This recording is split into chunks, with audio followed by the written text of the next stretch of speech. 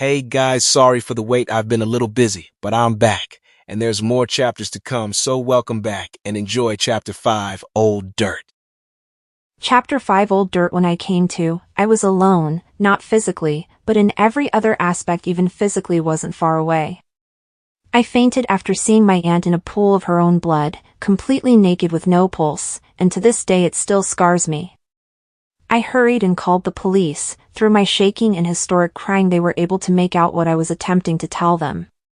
About 10 minutes later multiple cruisers pulled up with an ambulance. I was sitting outside with my best friend who I called after I got off the phone with the dispatcher. They asked questions I genuinely had no answers for. I told them how I got up to use the bathroom. I waited for her to come out and after a while I broke into the bathroom and fainted when I saw her. I went to stay with Agnes since I didn't want to my parents' house. I figured I'd been through enough mental strain in the last couple hours alone. When my parents found out a few hours later they came looking for me, but since Angus lived with her grandparents who moved around a lot so they weren't able to find me. I have them blocked so they weren't able to call either. Angus said I should see them at least once but I couldn't bring myself to do it.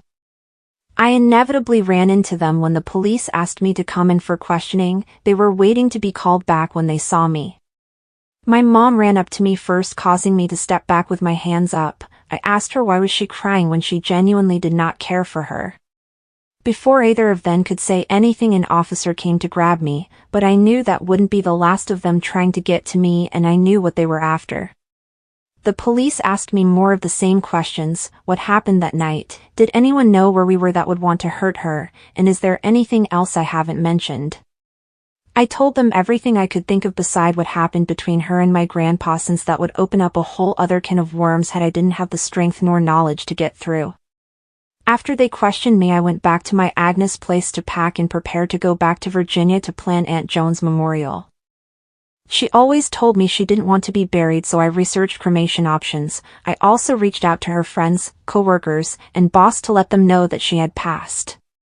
When Agnes took me back to the airport I told her if she wanted to come down she was more than welcome to. She told me that her uncle was coming back from Texas to take her grandparents with him, and that she would be happy to come live with me, which I thought was amazing. I even offered to buy her plane tickets or have her get on the flight with me, but when I pulled up the itinerary it only was one ticket for me and none for my aunt.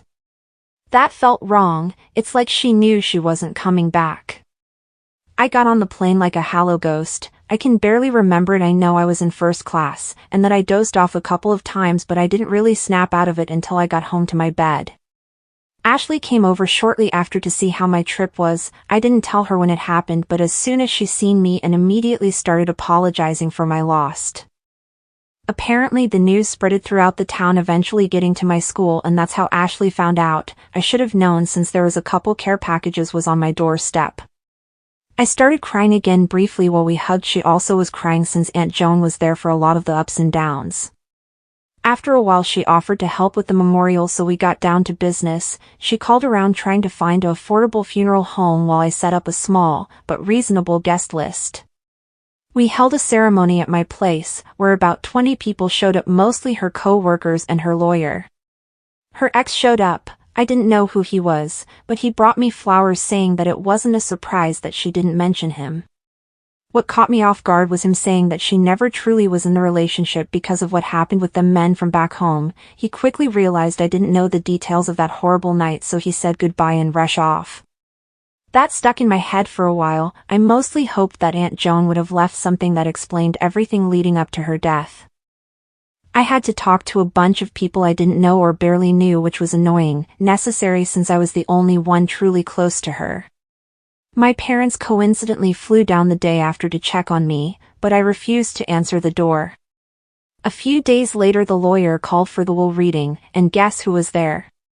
If you guessed my parents, then ding ding ding, you win $1 million. I got there on time, so I knew they were at least a couple hours early. The lawyer, Mr. Richardson, first read a goodbye letter she had written before she passed. He stated that she updated it a couple days before going back to Custer. It read, "I am gone, so hear what I've been too conservative to say. Jonas and Carol, you're both selfish and heartless people with no idea how family works. Both of you failed to raise the last child you have in the most crucial years of her life, not to mention not even being able to keep your own marriage together. We all know you've been sleeping with each other's best friend, even your own daughter found out. So if you're expecting something out of this while reading, and I know you are or you wouldn't be here, then you're in over your head, but I want you to stay so you can hear what you missed out on. Now for my precious little Brittany, I love you so much, and I'm glad we were able to have more time together the last couple years. You brightened my life up in a way I didn't think possible. I hope you can continue to grow into the beautiful young woman you're going to be. Finally, I want to thank you, Mr. Richard, for everything you've done for me. I hope the rest of your career and your retirement goes well. Goodbye, everyone. I may not love all of you, but I wouldn't change a thing about my life. After he finished the letter, Mr. Richards read off the rest of her will, stating that her cars, house, 2 investment properties, and stocks worth over $5 million were all going to me. My parents immediately let out the anger that was boiling over since the letter. They stormed out pissed that they were humiliated, but mostly that they were seen through even by Aunt Joan before she even passed. After they left Mr. Richardson and I talked about Aunt Joan, he told me she left something for me outside of the will. He gave me an address and a number along with a code. Before I left, he told me one more thing, that her death wasn't a surprise. Then he closed the door. When I got to the place, I quickly realized it was a credit union. I guessed that I was looking for a safety deposit box, and I was right. When I got in, the clerk said that he's been waiting on me. He led me through the back inside a vault, and to a box. Before he left, he told me to wait until I get home to open it and that I can return the box within the next week. I was even more anxious driving home. I even had the feeling that I was being followed, so I went to Ashley's place first to make sure, then I went home. I sat in Aunt Joan's room with the box in front of me, debating if I was ready to open it, but even if I wasn't, I knew I would have to eventually. In the end, I let it sit for the rest of the night. I figured that after a good rest my mind would be clear enough for me to look through it. The next day I thought I should go check out the 2 investment properties. One was a small mall with a couple of stores still open, the other was a duplex that she was using for steady income. I didn't change a thing for the duplex since it was already perfect. As for the shopping mall, I had idea about making it more desirable. When I got back home, I got a call from my morning job asking if I'm okay, and seeing how much time I needed before coming back. After getting off the phone with them, Ashley called to say she was on the way. She came over with pizza and ice cream. We talked and ate pizza with Titanic in the background. By the time we got to the ice cream, we were on the topic of the box she left for me. I still wasn't sure that I was ready to open it. She told me that I may never be ready, but that if I get it over with, I will feel more clear about the situation. She told me to go in the room and open it, that way I'll have privacy, but I won't be alone. I went back into Aunt Joan's room, sat on her still-made bed, and emptied the box out. Inside was a photo of her and some woman, some cash, a flash drive, and a note on a small notebook.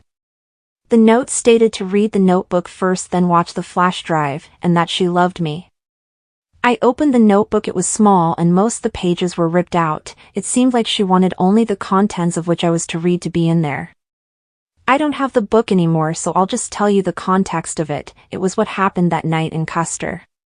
When she got home, 3 men grabbed her while her brother, my dad, walked out. After he left, the men discussed what they should do to her. Rather it was having fun with her, or torturing her, or keeping her captive to let their boss have his way with her. They chose to torture her, not wanting to have the possibility of angering their boss. They dragged her off to an abandoned warehouse, tied her up, and left for what she presumed was a few hours. When they returned, they had small tools, stating this was only the beginning. She didn't leave not details of what they did, but I've seen the scars, and how she covers herself up when someone glances at her.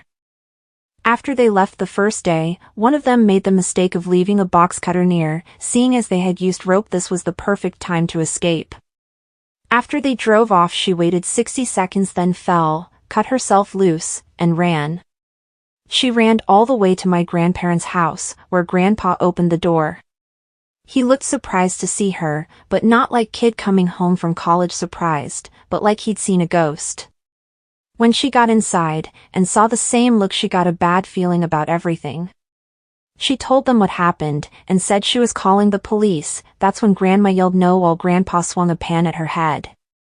When she woke up, she was behind a dumpster looking at some woman who was examining her. I looked at the photo and on the back it read, "You found me, thank you." The woman was named Susan. She was a nurse and had took Aunt Joan back to her apartment. Aunt Joan told her everything, and when she realized what day it was, she asked Susan to help her get her stuff from that apartment. Susan called her 3 brothers to come escort the 2 of them to the apartment. After getting her stuff, Aunt Joan thanked Susan and her brothers, then head for her nighttime flight, leaving them the keys to her car and a letter meant for her landlord. It was much more written about how she felt, but that's just for me. After reading all that, I plugged the flash drive in. There were 2 videos. One was of Aunt Joan's apartment visibly showing the 3 men and my father with audio. The other video showed her getting knocked out by Grandpa while Grandma pushed him, then collapsed crying. On the back of the note it said, "Do what you want with this," so I took it to the police.